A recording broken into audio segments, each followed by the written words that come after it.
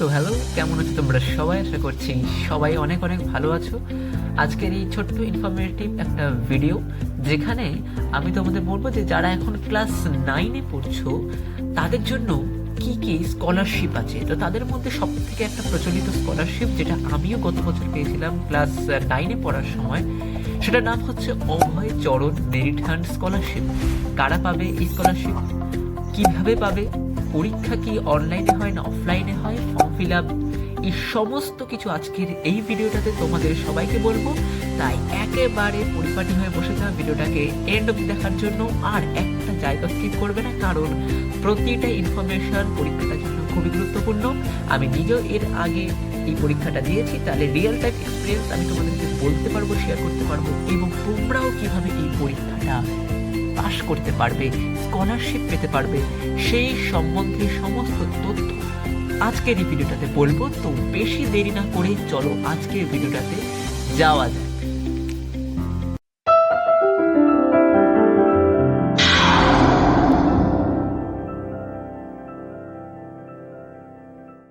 চরণ merit hunt examination, এটা হচ্ছে পশ্চিমবঙ্গ ভিত্তিক একটি জনপ্রিয় মেধা অন্বেষণ পরীক্ষা, যা সাধারণত নবম শ্রেণীর ছাত্রছাত্রীদের জন্য আয়োজিত হয়, যা আমি আগেই বলেছি। তো এটি কারা আয়োজিত করে বা এর আয়োজক কারা সেটা দেখা যাক।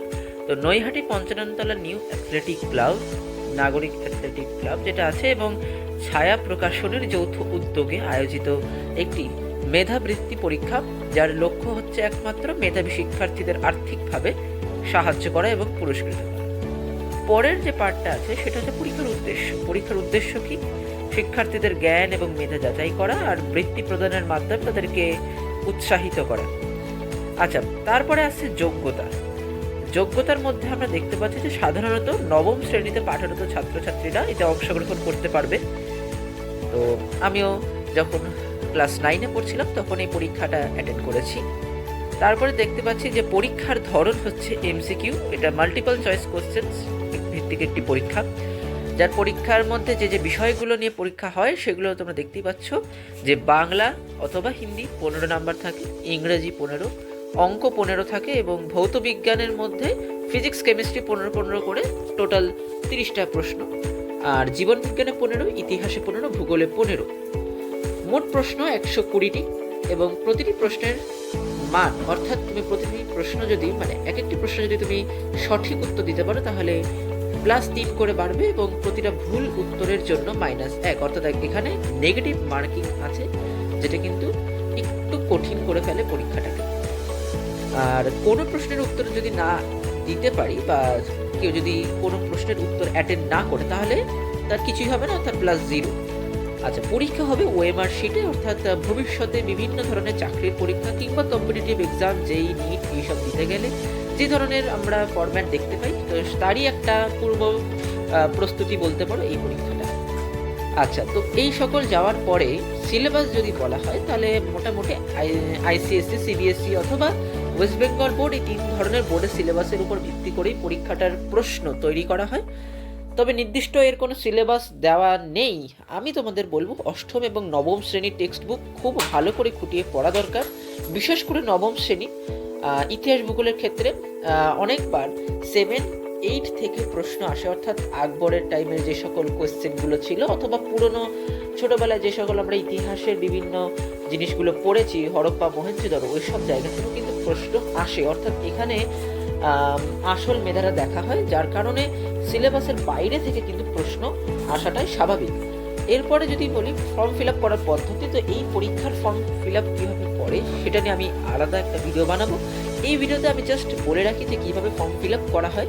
তো অফলাইন এবং অনলাইন উভয় পদ্ধতিতে এই পরীক্ষার ফর্ম ফিল আপ করা যায়, তবে সব জায়গায় যেহেতু অফলাইন ফর্ম পৌঁছাতে পারে না, তাই অনলাইন ফর্ম ফিল আপ করাটাই বেশি ভালো, এবং সেটাই সবাই করতে পারবে। প্রতি বছর ডিসেম্বর নাগাদ এই পরীক্ষা হয়, তার ঠিক 3 থেকে 4 মাস আগে এই পরীক্ষার ফর্ম বেরিয়ে যায়। তো পরীক্ষার ফর্ম ফিল আপের জন্য যে টাকাটা লাগে সেটা কোথাও 150 টাকা একটা হয়, 50 টাকা হয়, এবং বিনামূল্যেও এই পরীক্ষা দেওয়া যেতে পারে। তার জন্য কিন্তু একটু বিশেষ ধরনের চিঠির দরকার হয়, অর্থাৎ স্কুল থেকে যদি কেউ আর্থিকভাবে খুবই দুর্বল হয়, যারা ফর্ম ফিল আপের টাকা জোগাড় করতে পারবে না, তো স্কুল থেকে একটা চিঠি লিখে যদি সেই ফর্মে দেওয়া হয় তাহলে অবশ্যই তারা পুরোপুরি বিনামূল্যে পরীক্ষাটা দিতে পারবে।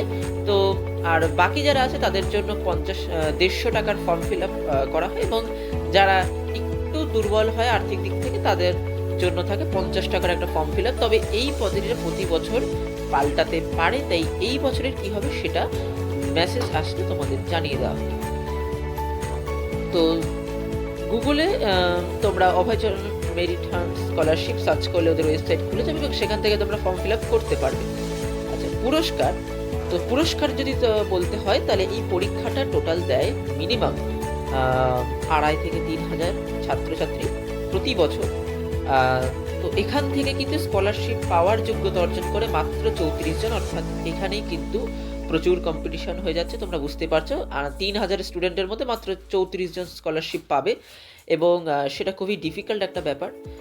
তো এটার জন্য আমি কিভাবে প্রস্তুতি নিয়েছিলাম সেটা তোমাদের অন্য ভিডিওতে বলবো, অবশ্যই বলবো, এবং পরের তোমরা কমেন্ট করে জানিও। তো সেই ভিডিওটা আমি শীঘ্রই আনার চেষ্টা করব, তবে তোমাদের এটা আগে থেকে একটু জানিয়ে রাখবো। তো এখানে মোটামুটি 3 লক্ষ স্কলারশিপ প্রদান করা হয়, ঠিক আছে। আমি পেয়েছিলাম দেবাশিস গাঙ্গুলি মেমোরিয়াল স্কলারশিপ, যেখানে আমাকে 12,000 টাকা বৃত্তি প্রদান করা হয়েছে। তো সাধারণত ডিসেম্বর মাসে এই পরীক্ষা অনুষ্ঠিত হয়, অর্থাৎ তোমাদের ফাইনাল পরীক্ষার পরেই এই পরীক্ষাটা হয়। সারা রাজ্য জুড়ে বিভিন্ন সেন্টারে পরীক্ষা কেন্দ্র থাকে, এবং মোটামুটি পশ্চিমবঙ্গের 18টি জেলায় এই পরীক্ষার সেন্টার থাকে। পরীক্ষাটি মূলত শিক্ষার্থীদের ভবিষ্যতের জন্য প্রস্তুত করা একটি পদক্ষেপ, যার মাধ্যমে তারা নিজেদের যোগ্যতা প্রমাণের একটা সুযোগ পেয়ে যায়। তো আজকের এই ভিডিওটা এই পর্যন্তই। তোমাদের কেমন লাগলো অবশ্যই জানি, এবং এরকমই আরও ইনফরমেটিভ ভিডিও জানতে অবশ্যই চ্যানেলটাকে সাবস্ক্রাইব করে রেখো। এবং আমি এই পরীক্ষাগুলো কীভাবে প্রিপারেশন নিয়েছিলাম, কীভাবে পড়েছিলাম, কীভাবে তোমরাও পেতে পারো, তোমরাও কীভাবে অ্যাচিভ করতে পারো, কীভাবে স্কলারশিপ পেতে পারো, সেই সম্বন্ধে আরও ভিডিও বানাবো, অনেক ভিডিও বানাবো। তো সেই সকল পাওয়ার জন্য অবশ্যই সাবস্ক্রাইবটা করে রাখতে হবে, কারণ না হলে ভিডিও আর খুঁজে পাবে না। তো সেভ করে রাখার জন্য অবশ্যই শেয়ার করো, লাইক করো, এবং সাবস্ক্রাইব করে চ্যানেলের পাশে থেকো। ধন্যবাদ।